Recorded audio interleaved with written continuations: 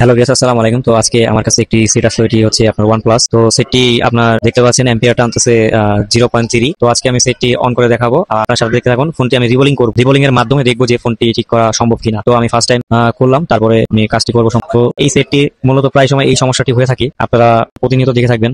সেটটি হঠাৎ করে অনেক সময় দেখা যাচ্ছে কি আপনার আপডেটের কারণে এরকম হয়, তারপরে আপনার চার্জে দিলে এরকম হয়, বিভিন্ন কারণ হতে পারে আর কি। যাই হোক, আজকে আমি কাজটি করে দেখাবো, আমি সেটটি রিভলভ করবো, আপনার সাথে দেখতে থাকুন। তো আপনাদের একটা অনুরোধ, এই ধরনের সেটগুলো আপনারা কোনো যারা এই এই কাজগুলো নিয়ে দক্ষতা না, তাদেরকে দেখাবেন না দয়া করে। কারণ অনেকে করে কি, কম টাকা বিল করে তারপরে কাজগুলো নষ্ট করে দেয়, আসলে তারা আইসি রিবোলিং এর কাজগুলো বুঝেন। তো আপনারা দয়া করে ভালো জায়গায় দেখান, যারা আইসি লেভেলের কাজগুলো করে থাকে প্রতিনিয়ত। তো আমাদের এখানেও আসেন, ভালো সার্ভিসটা অথবা দিব, আমরা চেষ্টা করবো। আপনারা বারবার একটা কথা বলি, কারণ আইসি রিবোলিং এর কাজ এগুলো লোকাল কোনো জায়গায় দেখাবেন না, কারণ এরা কাজগুলো আরো নষ্ট করে ফেলে। তো এই যে দেখতে পাচ্ছেন, এখানে হচ্ছে আইসি রিবোলিং। তো এখানে দেখতে পাচ্ছেন আমরা এই যে আইসিটা দেখতে পাচ্ছি। তো এই আইসিটাই মূলত আপনার ডাবল টেকার আইসি, এটা আমি কাজ করবো। তো এই সিপিওটা রিভল করার মাধ্যমে আমরা কাজটা করি। আর এখানে আপনারা দেখতে পাচ্ছেন হটগানের হিট দিবেন আপনি 250 দিলেই হয়। আমি যখন পেজটা কাটবো তখন 250 দিলে পেজটা কাটা যায়, অতিরিক্ত বেশি দিলে কারণ আইসি হিট খেলে আবার আইসিটা ডেট হওয়ার চান্স থাকে বেশি। তো এই ব্যাপারটা নিয়ে খুব সাবধানের সাথে থাকবেন আপনারা। তো আলহামদুলিল্লাহ, তো কাজটি সফল হলো।